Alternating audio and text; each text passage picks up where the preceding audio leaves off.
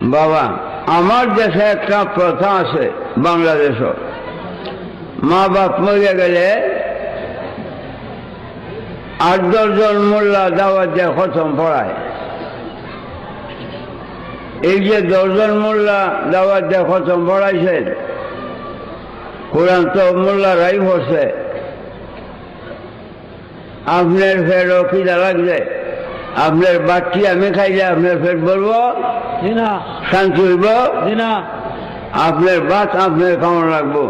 এই 10 জন মোল্লা বাত খাওয়াইলে আপনার পেটে বর্তনা শান্তি হবে না। এই যে দুনিয়ার কথা।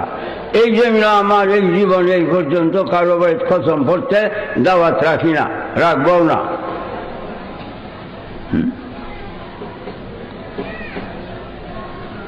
নিজের বাত নিজে খাইলে পেট বলবো শান্তি হইব, অন্যের খাওয়াইলে আপনার শান্তি হবে না, পেট বলবে না।